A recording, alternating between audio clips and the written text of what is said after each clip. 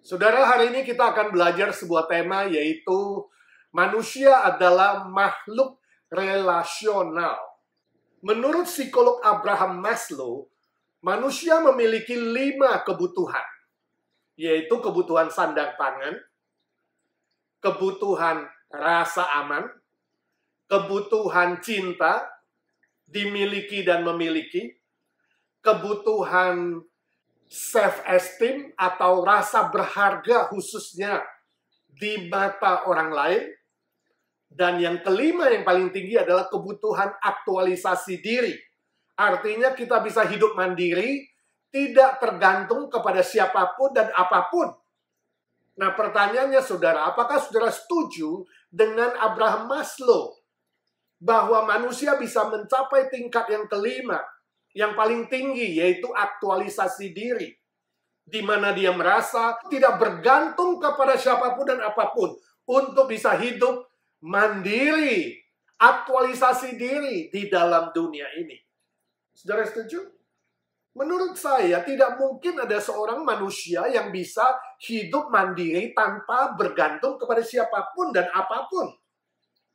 Sebab ketika Tuhan menciptakan kita, kita adalah manusia yang relasional, makhluk sosial yang relasional, yang harusnya berhubungan dengan orang lain, yang seharusnya saling bergantung satu dengan yang lain. Gak mungkin saudara bisa hidup sendirian di muka bumi ini, bukan? Selain itu, saudaraku, apa yang dijelaskan oleh Abraham Maslow juga masih ada kurang satu hal, yaitu kebutuhan rohani, kebutuhan spiritual, ketergantungan manusia terhadap Tuhan. Sebab manusia adalah makhluk roh. Roh yang bernilai kekal. Nah, itulah kekurangan dari Abraham Maslow. Sebenarnya kebutuhan rohani, kebutuhan spiritual, itulah kebutuhan yang paling klimaks, bukan? Paling puncak. Ketika kita sungguh-sungguh bergantung kepada Tuhan, beriman, berharap, dan sungguh-sungguh percaya kepada Tuhan, Sang Pencipta kita, Sang Pemelihara kita, maka di situ kita menemukan makna hidup yang sesungguhnya. Kebahagiaan hidup yang sesungguhnya. Kebergantungan kepada Tuhan juga menunjukkan manusia adalah makhluk relasional yang seharusnya berhubungan kepada Tuhan secara vertikal dan juga mampu dan butuh berelasi dengan manusia secara horizontal. Apa akibatnya kalau manusia menjadi eksklusif, hidup sendiri tanpa berelasi dengan orang lain, tanpa bergantung kepada orang lain? Saya yakin manusia akan sangat-sangat dirugikan. Bahkan dia akan membinasakan dirinya atau saling membinasakan satu dengan yang lain. Hidup egoistik, hanya memikirkan kepentingan diri sendiri. Kalau kita bandingkan dengan kasus pembunuhan antara orang kulit hitam dan orang kulit putih, kasus-kasus terorisme, kasus bom bunuh diri, dan kasus-kasus manusia lainnya yang kesepian, yang mengunci diri, mengurung diri, yang hidup sendiri, akhirnya mengambil langkah, mengambil keputusan untuk bunuh diri. Sangat-sangat tragis, sangat-sangat mengenaskan, sangat-sangat disayangkan. Membinasakan diri sendiri dan membinasakan orang lain. Nah, hari ini kita akan belajar firman Tuhan. Apa manfaatnya hidup berelasi dengan sesama manusia lainnya? Mari kita membaca firman Tuhan dari kitab Pengkhotbah pasal 4 ayat 9 sampai 12. Demikian firman Tuhan. Berdua lebih baik daripada seorang diri, karena mereka menerima upah yang baik dalam jerih payah mereka. Karena kalau mereka jatuh, yang seorang mengangkat temannya. Tetapi wahai orang yang jatuh, yang tidak mempunyai orang lain untuk mengangkatnya. Juga kalau orang tidur berdua, mereka lebih panas. Tetapi bagaimana seorang saja dapat menjadi panas? Ayat 12. Dan bila mana seorang dapat dikalahkan, 2 orang akan dapat bertahan. Tali 3 lembar tak mudah diputuskan.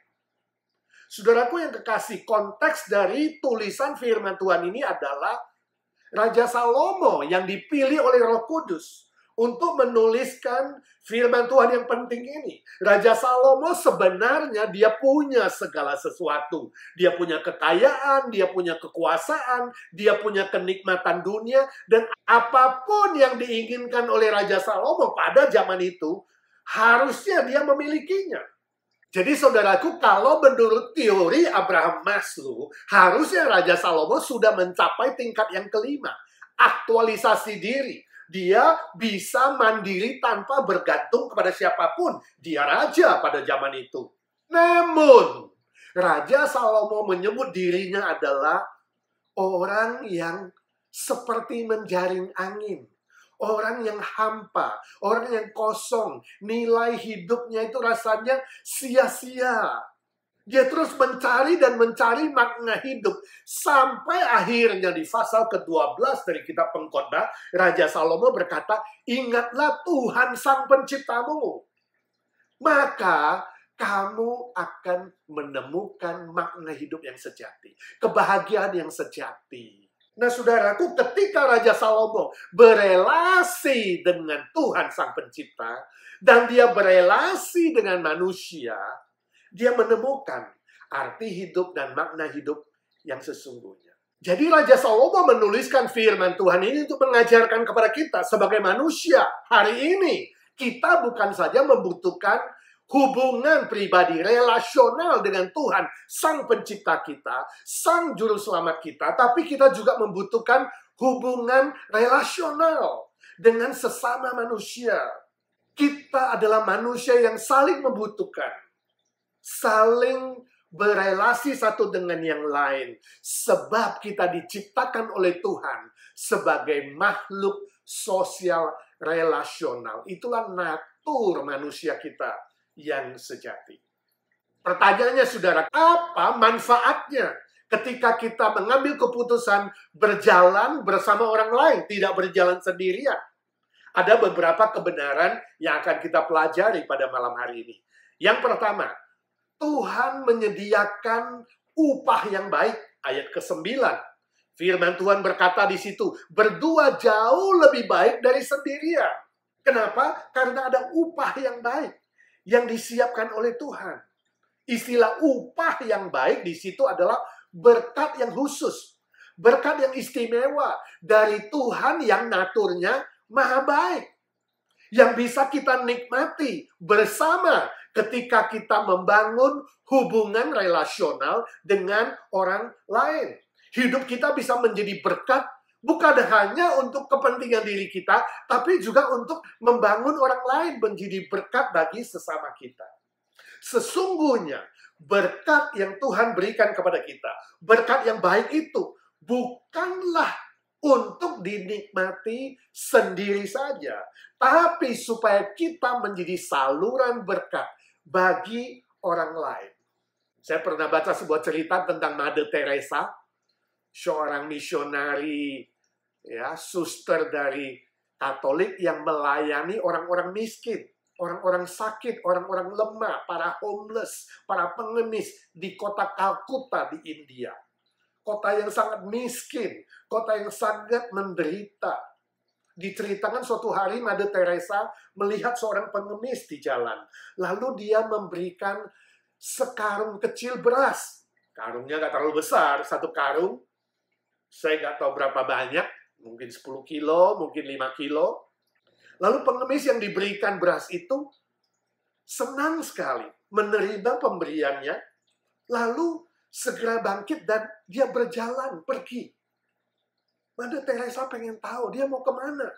Apakah dia pergi menjual berasnya, dapat uang untuk membeli barang lain, atau dia mau menukarkan beras dengan barang lain.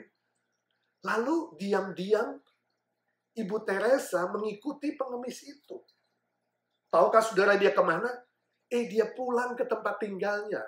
Tempat tinggal yang miskin, yang kumuh, yang kecil, yang bau, yang kotor. Di situ ada tetangga-tetangganya. Rupanya pengemis itu mengunjungi tetangga-tetangganya. Dan dia membagikan sebagian beras yang baru dia dapat itu kepada tetangganya. Oh, dan tetangga yang menerima itu sangat-sangat senang. Wajahnya bersukacita, bercahaya. Sungguh sebuah pemandangan yang sangat-sangat mengharukan, bukan? Sungguh sebuah kesaksian yang sangat-sangat baik dan indah, bukan? Ketika mendapatkan berkat dari Tuhan, dia tidak menikmati sendiri. Pengemis, homeless, yang seharusnya sangat-sangat membutuhkan, yang kelaparan, tapi dia tidak memikirkan diri sendiri, dia pikirkan tetangganya, dia bagikan berkat Tuhan itu kepada orang lain. Saudara melihat, ini adalah contoh sebuah hubungan relasional yang sangat baik, yang telah menjadi berkat untuk orang lain. Permisi tanya, saudaraku, sudah berapa lama saudara menjadi orang Kristen? Berapa lama saudara dan berapa banyak saudara sudah menerima upah yang baik, berkat dari Tuhan, anugerah dan kemurahan dari Tuhan? Apakah selama ini saudara menikmati sendiri? Atau saudara punya relasi sosial yang baik dengan orang lain dan saudara membagikan berkat Tuhan itu bagi orang lain? Itulah tujuan kita menjadi orang percaya. Itulah tujuan kita diciptakan sebagai manusia sosial relasional. Ketika saudara tidak hidup untuk sendiri, di situ ada upah yang baik, berkat yang khusus dari Tuhan bagi saudara dan bagi orang lain. Yang kedua, berdua dapat saling menopang. Ayat 10. Firman Tuhan berkata di situ, kalau sendirian terjatuh, tidak ada yang bisa mengangkatnya. Harus bangun sendiri, artinya tidak ada yang menolong. Tapi kalau berdua, ada yang mengangkatnya kalau terjatuh. Artinya ada saling menolong. Dapat saling menopang, saling mendukung, saling membangun satu dengan lainnya. Ini juga berkat Tuhan yang baik, bukan? Misalnya, kalau saudara berjalan di tempat yang asing, di jalanan yang gelap, atau di lokasi yang agak berbahaya. Kalau sendirian, tentu rasanya agak takut-takut, bukan? Agak rasa kurang aman, kurang tenang, agak was-was, bukan? Tapi kalau kita jalan berdua, atau jalan rame-rame, lebih dari 2, lebih dari 3, tentu hati kita lebih tenang. Tentu ada perasaan lebih aman dan lebih mantap, bukan? Atau misalnya orang yang lari maraton atau cross country. Saya yakin nggak ada program cross country atau lari maraton yang dilakukan sendirian, bukan? Saya belum pernah ketemu itu. Kalau ada pasti program sendiri. Kenapa? Karena lebih baik, lebih mantap, dan lebih menyenangkan kalau kita berlari maraton bersama-sama. Kalau kita cross country bersama-sama. Rame-rame melakukannya, ada kawan, ada teman yang bisa saling menopang, yang bisa saling menolong kalau terjadi sesuatu yang tidak diinginkan. Nah, saudaraku, prinsipnya sama dalam perjalanan di dunia ini. Kita bisa menghadapi tantangan, cobaan, godaan, ujian, dan berbagai macam persoalan lainnya. Kita bisa terjatuh, terpeleset, kita bisa melakukan kesalahan, dan berbagai macam hal yang kita tidak harapkan. Sebab itu kita membutuhkan orang lain yang berjalan bersama-sama dengan kita, yang menjadi teman kita, yang bisa saling menopang, saling menolong, saling membantu, saling membangun. Sebab itu, saudaraku, jangan menggumuli kehidupan yang sementara di dunia ini dengan sendirian. Mulailah mencari teman. Mulailah berelasi dengan orang lain. Membangun hubungan sosial relasional. Dengan teman seiman, dengan teman sekerja, dengan teman-teman yang dekat, yang bisa saling membangun. Yang bisa saling menopang. Yang bisa saling menolong. Saling mendoakan. Yang ketiga, berdua itu lebih sehat. Ayat 11. Firman Tuhan berkata, tidur berdua itu lebih panas, lebih hangat. Saudaraku, ayat ini tidak menunjuk kepada hubungan suami istri secara spesifik dalam pernikahan. Bukan itu maksud firman Tuhan untuk berbicara suami istri yang tidur bersama.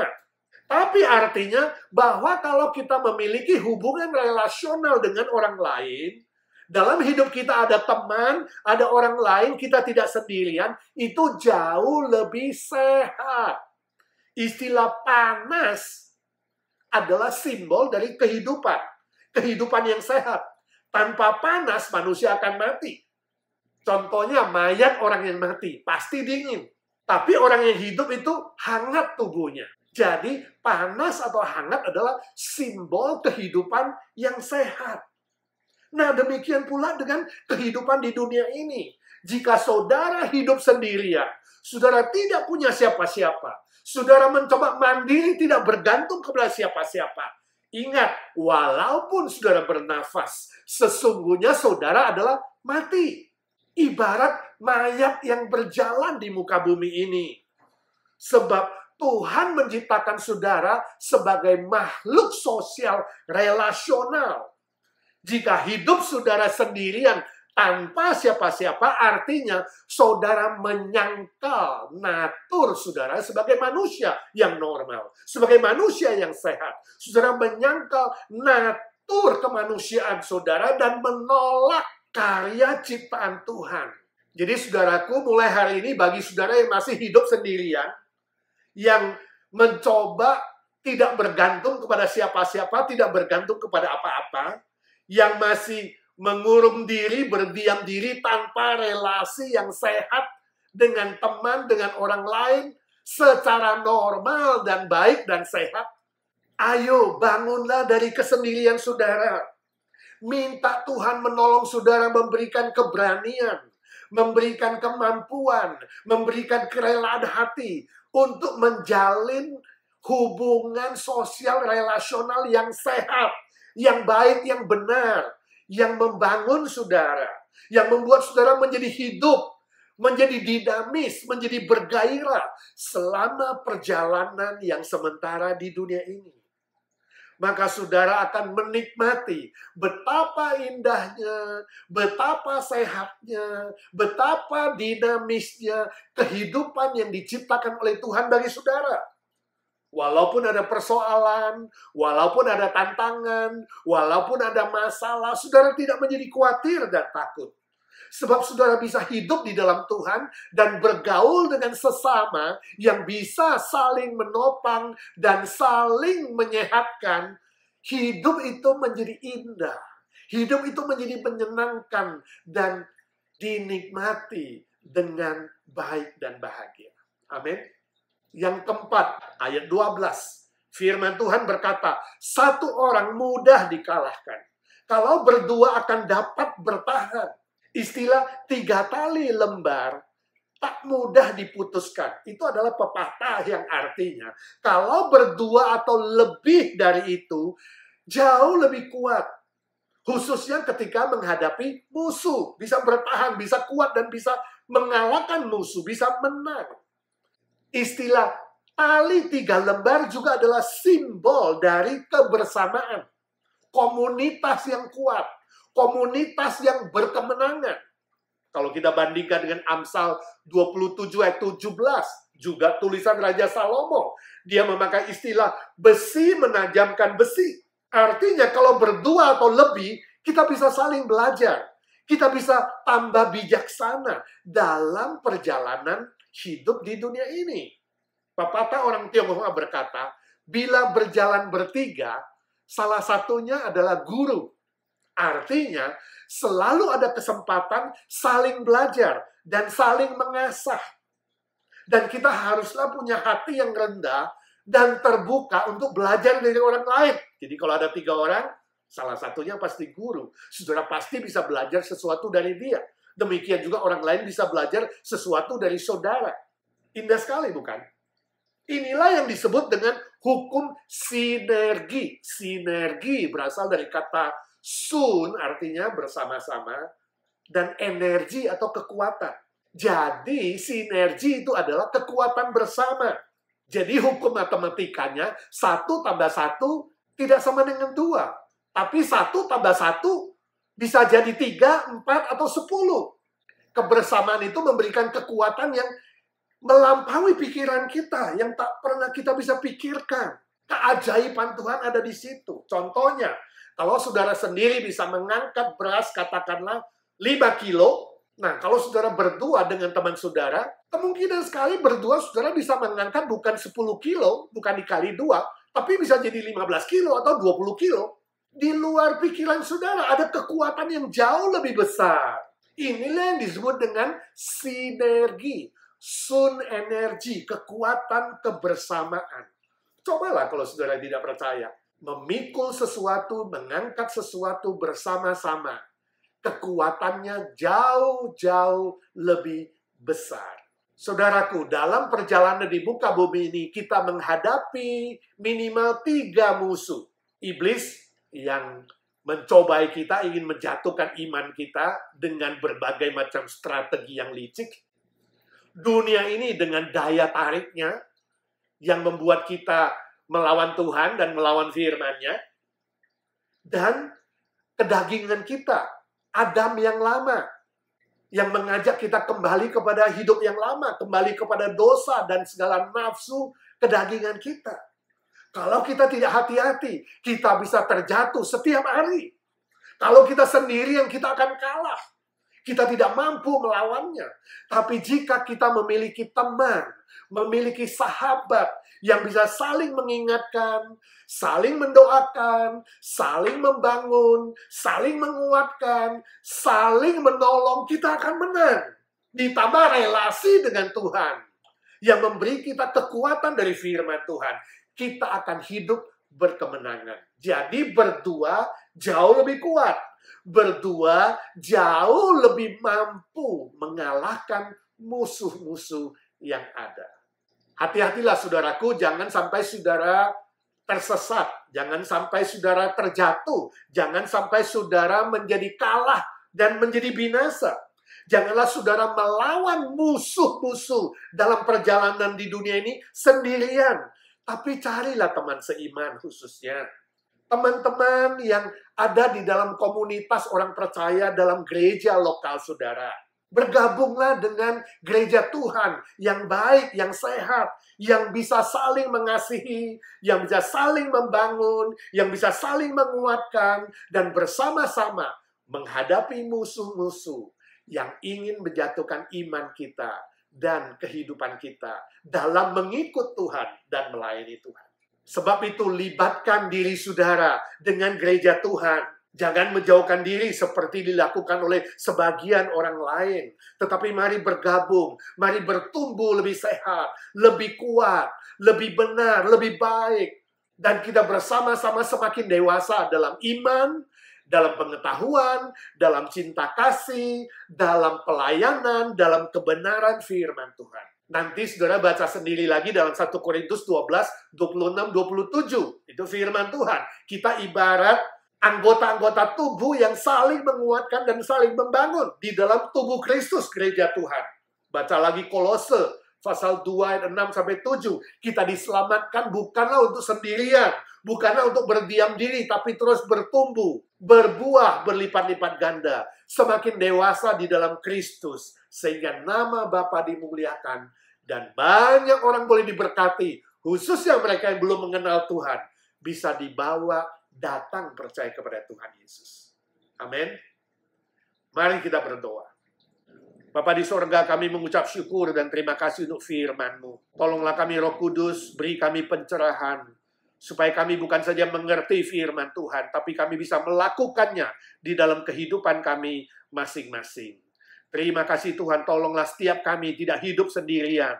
Sebab Engkau menciptakan kami untuk berelasi dengan orang lain. Tolong kami membangun relasi yang lebih akrab dengan Tuhan, dengan firman Tuhan, dan berelasi dengan sesama kami, supaya hidup kami boleh menjadi berkat untuk orang lain. Nama Tuhan dipermuliakan. Saat ini ya Tuhan, kami mau berdoa syafaat untuk saudara-saudara kami yang membutuhkan dukungan doa. Secara khusus kami mengucap syukur dan terima kasih kepada Tuhan untuk Adi Kartawinata dan keluarganya yang sudah Tuhan sembuhkan dari COVID-19. Kami juga bersyukur untuk anak, mantu, cucu dari Bu Karla dan Pak Endi yang sudah disembuhkan oleh Tuhan.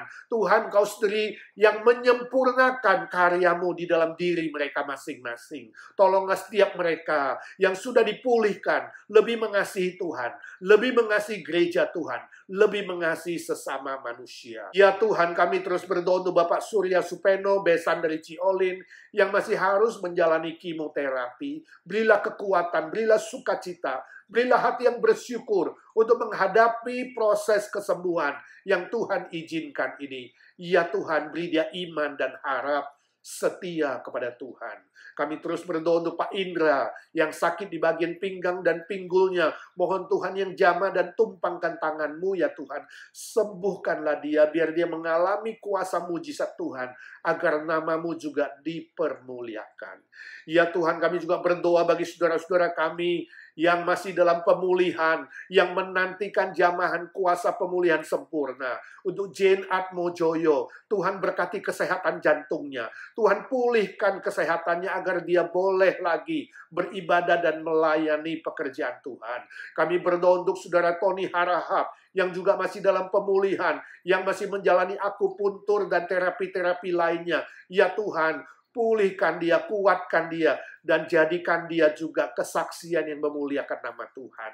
Kami terus doakan remaja kami, Arthur Palar. Kami bersyukur untuk kesembuhan yang Tuhan berikan. Tuhan berilah pemulihan yang sempurna. Tuhan berkati bagian otaknya. Tuhan tambahkan dia hikmat untuk menyelesaikan sekolah dengan baik. Dan Tuhan pakai dia kelak menjadi hamba-Mu yang menjadi berkat untuk orang lain.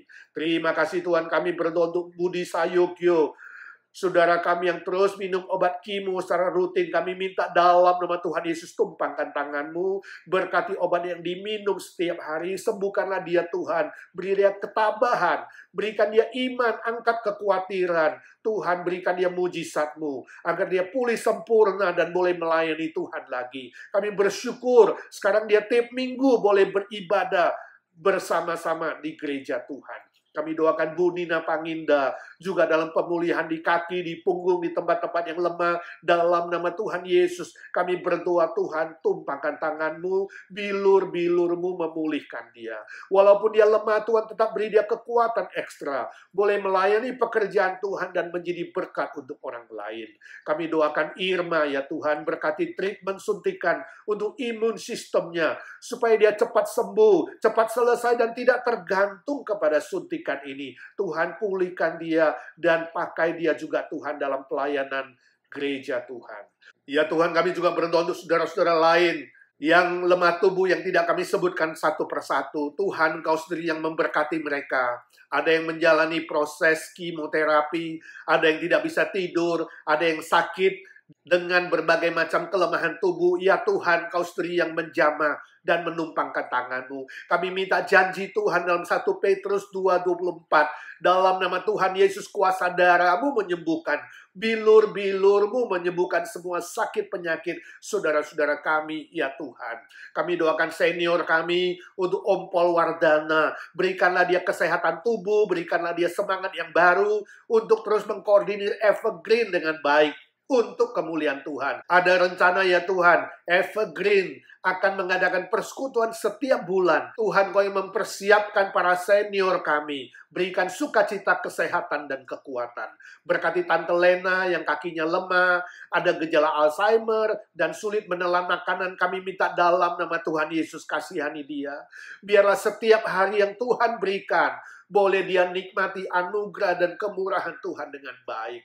Berkati Tante Lucy, Tante Pauline, Tante Isha, Tante Ita, Tante Merin, Tante Aiwati, Tante Sumi, Tante Nelly, Ci Meling, Ci Irene. Ya Tuhan, mereka yang hidup dalam kesendirian mereka, hiburkanlah mereka dan kuatkanlah mereka. Berikan sukacita dari sorga, anugerah-Mu baru setiap hari bagi mereka, ya Tuhan. Berkati Tante Janet dan Om Andi, khususnya Om Andi dalam kelemahan tubuhnya. Tuhan, kuatkan dia. Tuhan, pulihkan dia. Berkati Om Budi Pualamsah, dengan kaki yang sehat dia boleh beribadah setiap hari Minggu. Berkati Om Cahi dan Ciswat, beri dia kesehatan, kekuatan, dan sukacita dari Tuhan. Ko Chun Hong dan Ci Eti, berikan semangat yang baru, berikan kesehatan dalam menemani cucu setiap hari. dan setiap minggu boleh beribadah kepada Tuhan.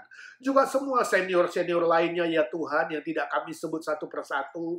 Dalam kelemahan mereka Tuhan kuatkan. Dalam kesepian mereka Tuhan menghiburkan. Berkati anak, mantu, cucu, agar mereka takut akan Tuhan. Hidup di dalam firman-Mu, tahu menghormati orang tua, dan mencukupkan kebutuhan orang tua.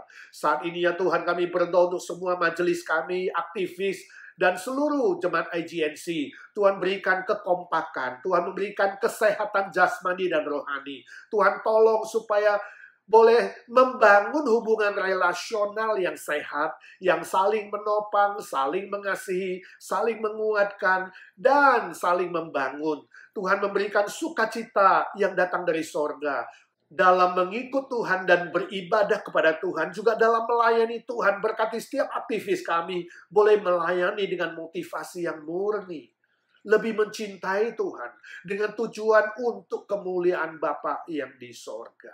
Terima kasih Tuhan, kami berdoa untuk Amerika, masih dalam program vaksinasi nasional. Tuhan Kau sendiri yang menolong, ada kestabilan politik, ekonomi, keamanan. Berkati pemerintahan yang ada supaya takut akan Tuhan, menjalankan tanggung jawab dengan sebaik-baiknya. Berilah kebangunan rohani dan kebangunan moral, khususnya ya Tuhan kaum liberal. Berilah mereka hati yang bertobat dan boleh kembali kepada kebenaran firman-Mu.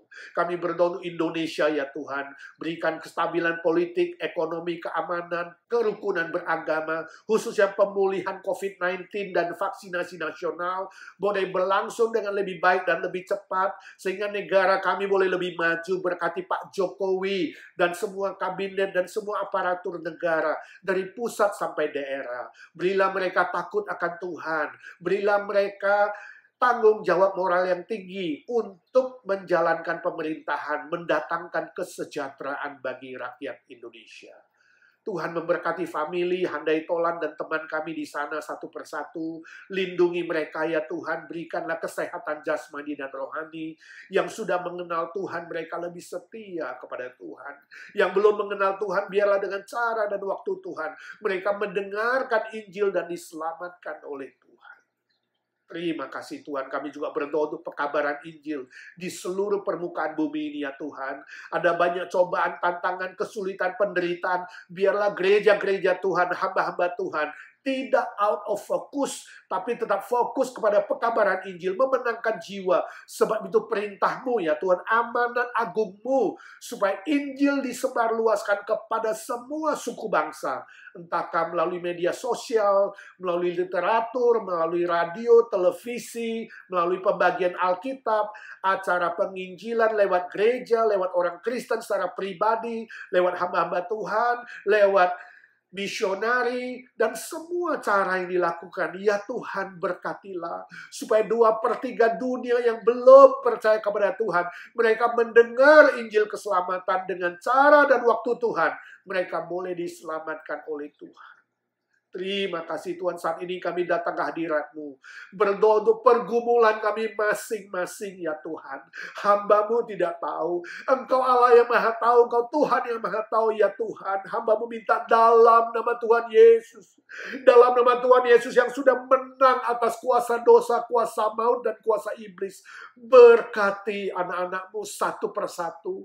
Yang mengikuti acara ini secara online ya Tuhan. Yang diam-diam berdoa di hadapan Tuhan.